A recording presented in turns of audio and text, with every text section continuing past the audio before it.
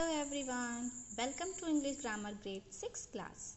Today topic is kinds of sentences. अब देखिए आज हम kinds of sentence के बारे में पढ़ेंगे कि सेंटेंस के कितने प्रकार होते हैं.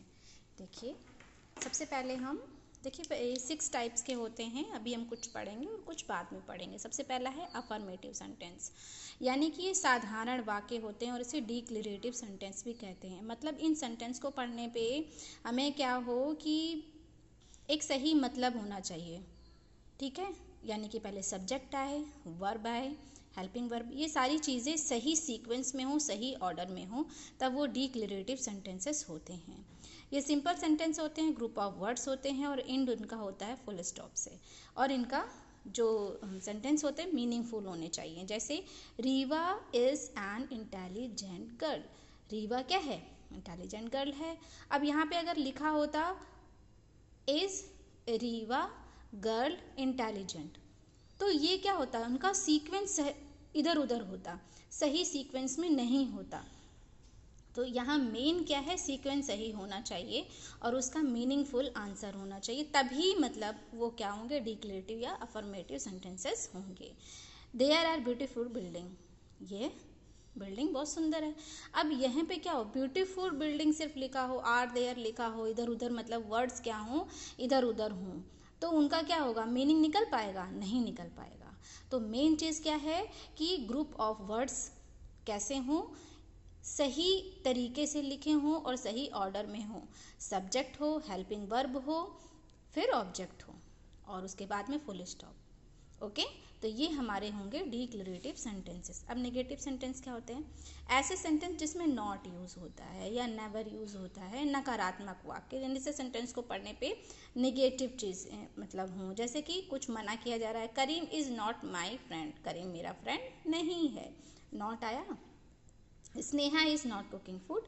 स्नेहा खाना नहीं पकाती है. You are not play. तुम नहीं खेलते हो. We are not going to park. यहाँ सब में क्या हो रहा है, नॉट नॉट आ रहा है.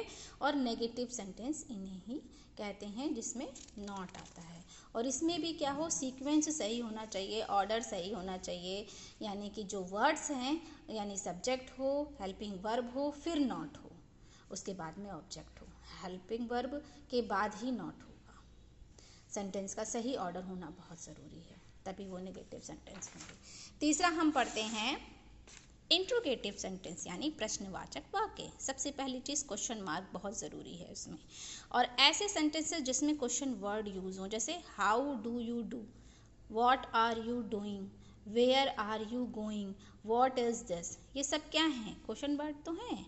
हाउ, वॉट, वेयर, ठीक है, ये वाई, हाँ, तो ये सब क्या हैं, क्वेश्चन वर्ड. तो ये क्वेश्चन वर्ड ज़रूर आते हैं. और अगर नहीं भी आते हैं तो क्या होगा, जैसे कि हेल्पिंग वर्ड से भी स्टार्ट हो सकता है और लास्ट में क्वेश्चन मार्क जरूर आएगा. तो ऐसे सेंटेंसेस क्या होते हैं, प्रश्नवाचक वाक्य होते हैं, यानी इंटेरोगेटिव सेंटेंसेस होते हैं. फिर आती है इम्परेटिव सेंटेंस. इम्परेटिव सेंटेंस होनी आदेशात्मक. आदेश मतलब ऑर्डर देना. सिर्फ ऑर्डर ही नहीं, इसमें रिक्वेस्ट भी होगा, एडवाइस भी होगा. ठीक है, कोई चीज़ मना की जा रही है, जैसे डोंट वेस्ट योर टाइम, अपना समय मत नष्ट करिए. Open the door, please give me your book, please give me water, help the poor, take medicine on time. यहाँ आप देख रहे हैं वर्ब से स्टार्टिंग, ओपन द डोर. ठीक है, तो यहाँ क्या है, सब्जेक्ट नहीं आ रहा है पहले. एक चीज़ ये हमेशा याद रखिएगा, सब्जेक्ट पहले नहीं आएगा. इसमें क्या होगा, वर्ब से स्टार्ट होगा. Open the door, please give मी. अब प्लीज़ लग गया, लेकिन गिव क्या है, वर्ब है ना, वर्ब से स्टार्टिंग हुई. तो ऐसे सेंटेंसेस जिसमें क्या हो, एडवाइस हो, ऑर्डर हो, रिक्वेस्ट हो, इस तरीके के सेंटेंस को हम क्या कहते हैं, इम्परेटिव सेंटेंसेस. ठीक है.